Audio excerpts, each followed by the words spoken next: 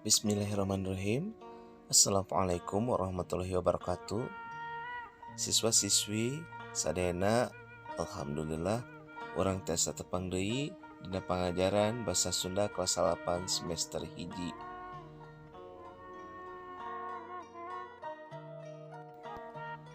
Dina bab hiji anu bade dipedar nyaeta ngeunaan biantara.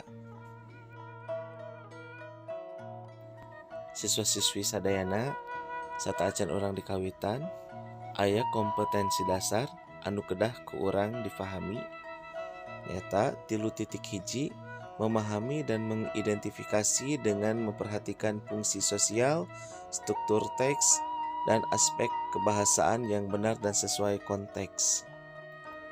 Sedengkeun 4.1 menyajikan teks biantara dengan memperhatikan fungsi sosial, struktur teks, dan unsur kebahasaan yang benar sesuai dengan konteks. Nah, itulah yang harus kalian pahami dalam pembelajaran bahasa Sunda dina kompetensi dasarna. Dina diajar bahasa Sunda, tangtosna urang ngagaduhan tujuan pembelajaran. Diantawisna hiji, mengidentifikasi struktur teks biantara dengan benar. 2. Memahami isi teks biantara dengan tepat. 3. Menyusun teks biantara dengan kreatif. Jeung 4. Mendemonstrasikan biantara dengan memperhatikan ekspresi dan lagu kalimat atau lentong yang baik.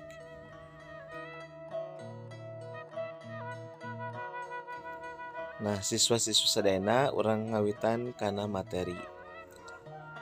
Biantara nyaeta nyarita dihareupeun balarea pikeun nepikeun informasi anu penting. Upami ditranslate kana bahasa Indonesia, biantara teh nyaeta pidato.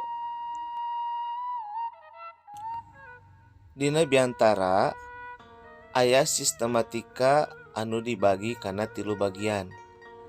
Diantawisna hiji, bubuka anu kalebet kaasup salam bubuka. Anu kadua eusi nyaeta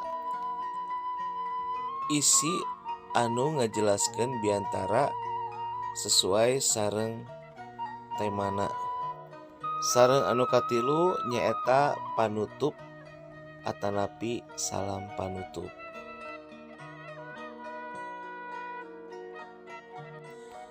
Siswa-siswi sadaya, upama urang rek nulis naskah biantara, tangtukeun heula eusi nu rek ditepikeun dina biantara. Ulah dugika dina urang ngajelaskeun biantara eusina henteu saluyu sareng temana.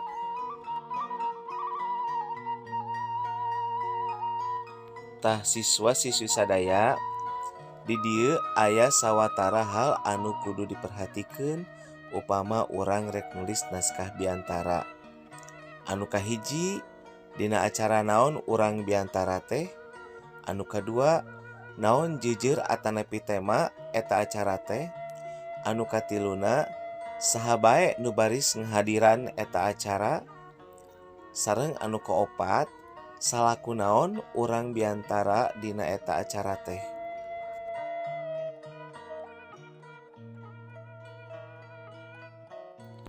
Tah ayeuna mangga dangukeun ku hidup sadayana aya contoh biantara pamapag. Bismillahirrahmanirrahim. Assalamualaikum warahmatullahi wabarakatuh. Sadaya puji sareng syukur urang sanggakeun ka Gusti Numarbeng Alam anu Maha Welas tur Maha Asih, henteu aya pilih kasih kasugiri anu kumelip di ieu bumi. Rahmat sinareng salam mugia didugikeun ka junjunan urang sadaya Kangjeng Nabi Muhammad sallallahu alaihi wasallam, ka para sahabatna, kulawargina, sareng ka jalmi-jalmi anu tumut ka mantenna. Langkung ti payun simkuring sejeng ngahaturkeun nuhun ka Panata Calagara anu parantos maparin waktos ka simkuring kanggo sasanggem dina ieu acara. Hapunten anu kasuhun, upami dina ieu biantara pamapag teh aya pisanggem anu kirang merenah, boh basana, boh tatakramana. Bapak Kepala Sekolah miwah Bapak sareng Ibu Guru kitu deui sakumna rerencangan sasakola.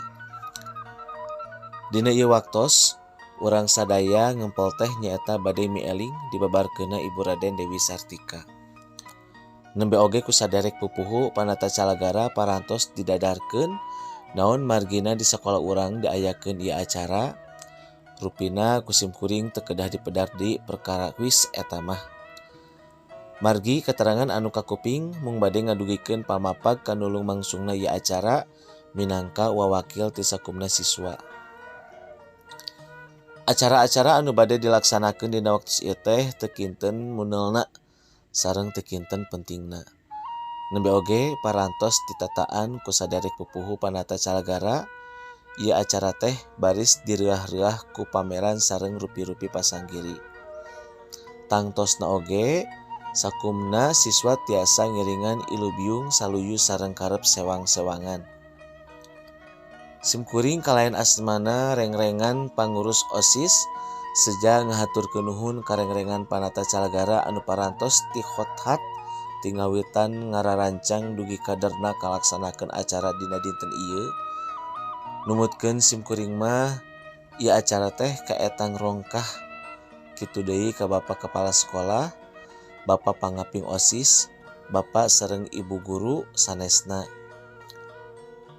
Katut Bapak sareng Ibu di bagian tata usaha sakola simkuring ngahaturkeun nuhun ku parantos luntur galihna keur sami asih panuyun sareng pangaping karengrengan panata calagara enggoning ngalaksanakeun pancena. Hadirin hormatna simkuring, diayakeun ieu acara teh minangka tawis panghormat sareng pangajen ka Ibu Dewi Sartika anu sakitu ageng jasana. Utamina mah dina widang atikan. Jalaran kitu simkuring umajak kasadayana sumangga ieu kagiatan teh urang mangpaatkeun kanggo ngarojong cita-cita sareng budagan urang sadaya. Kasakumna patandang dina acara pasanggiri simkuring ngadugikeun wilujeng tandang makalangan. Hanas eta aya anu hasil janten juara sareng aya anu teu acan hasil. Teu kedah dipasualkeun anggap bae eta teh hiji proses latihan. Sanes kitu ari daria mah tangtos bae tos sakedahna. Kitu deui diayakeun pameran.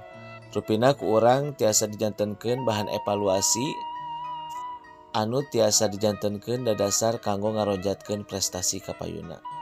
Sakitu anu kapihatur boh bilih langkung seueur bae carek boboh sapanon carang sapakan. Hapunten anu kasuhun. Wassalamualaikum warahmatullahi wabarakatuh.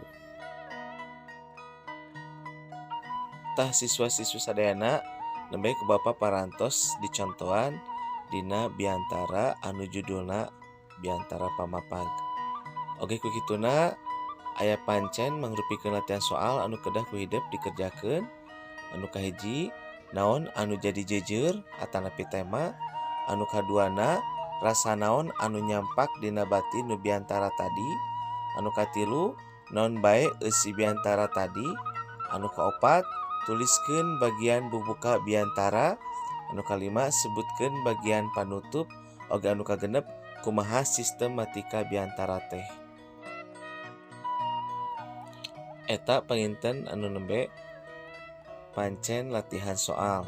Pancen anu kadua nyaeta jieun naskah biantara jejer atanapi tema nyaeta paturai tineung. Kitu panginten sumangga tiasa dikerjakeun pancena.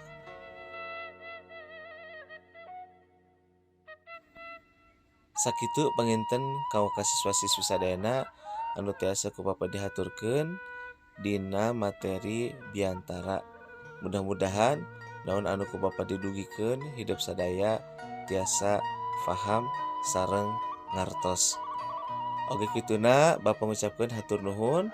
Ulah hilap kaos sadayana subscribe, like, komen, sareng share. Hatur nuhun. Wassalamualaikum warahmatullahi wabarakatuh.